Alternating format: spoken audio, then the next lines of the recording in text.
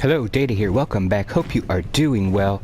We're going to discuss single player base and how to run it efficiently so that you can get out to exploring. This one started as just a campfire, 2 dodos, a turtle, and turned into quite a large base. So we're going to discuss how we can run these efficiently when we land our favorite pterodon, the red baron. What we will do is walk around. You can see we have many dinos, and we want some of the first things you want to consider is defense and food bins. We're going to need lots of food bins all over the place, strategically placed. I have 7 in this area. You want to make sure all your dinos are well fed constantly. Just keep refilling them. You can go out and explore. So why don't we head into the actual base itself, which has grown quite a bit. The downstairs hasn't changed too much. We've been adding some more locations onto our war map. We have some preservation bins and such down here. We have electricity running. And on the second floor we have lots more storage units. We need plenty of storage with a fabricator. Everything is 2 ceilings tall. And here's our generator. We're running power to light up the area and the chemistry table. So depending on which level of the game you're at, how many resources you have, definitely build in stone if you can. If you have metal available, you can do that too. Then we have a 3rd floor that is strictly for future purposes. And if you're going to have many dinos, you can see that you want to keep them safe in a guarded area. Here we are using lots of the wooden spikes all the way around, with some behemoth doors so that you can get your friends in and out of there quickly, efficiently, and safely. Let's see, which part of the map are we at? Oh, it's hard to see with that, but we're at about 70, 35, roughly around there.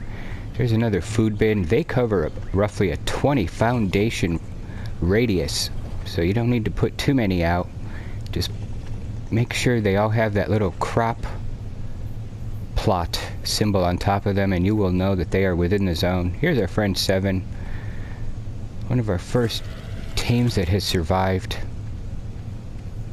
So you'll also want to get the right dinos, which will be the right tools for building your base, which would include gathering rocks, wood, metal. And you'll want to have a breeding area which is separated out from the rest, and put some of your best dinos that you're breeding, maybe for color mutations or stats. Try to keep them safe so they don't run away. And as you can see, we have the spiked fence all the way around. We are well protected here, and we have some spiked fencing up on top to cover the backside. So a good defensive base. And single player doesn't have to be too insane, depending on your location. If you're near gigas, you'll definitely want to use lots and lots of protection and walls.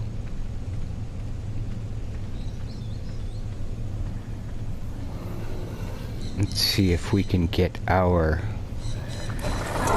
our ride. Then over here we also had set up a trap, which was on the right side with the big door, and we added the left side, which is now turned into our Rex breeding chamber. So we are at Weathertop. We have not collected too many of the rocks. We wanted to keep it a bit natural looking.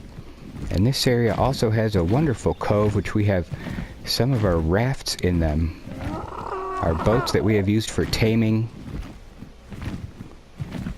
We've also created a little fishing area to get some of the loot from the fishing. So these are some of the things you could set up as single player. And we have a boathouse. It just takes a little bit of time and resources. You can always change the settings on your personal game if you need to. And we have a sea creatures water pen or tank.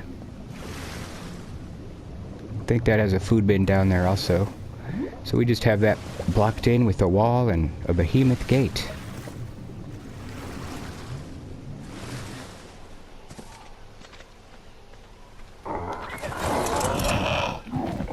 And a couple more rafts over here.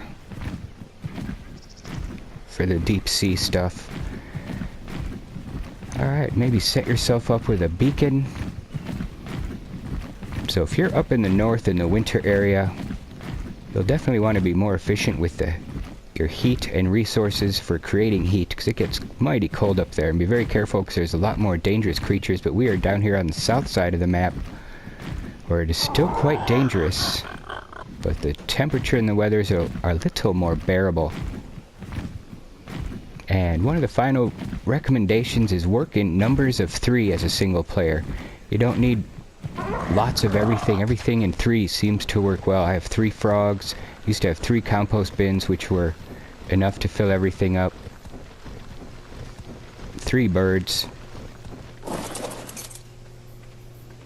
And there is a limit on the dinos that you can tame. I believe it's 120. They may have changed it since the last patch. Not really quite sure. So be efficient with the tames that you want to keep. And I will be adding more explants for defense over time as I gather them. You also want just a mini garden. Getting some irrigation, because if you're close to water, is always helpful. You can just walk up to these and drink.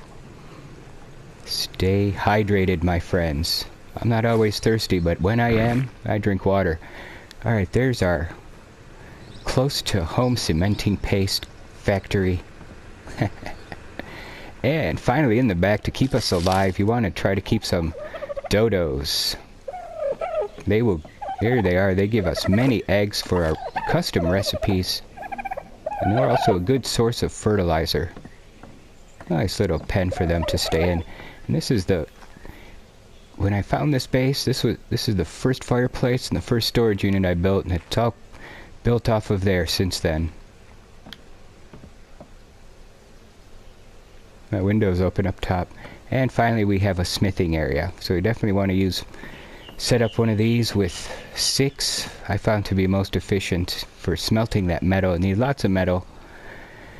And that is pretty much the base tour and how to run a base efficiently in single player.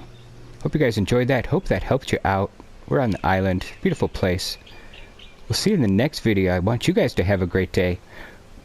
Bye-bye.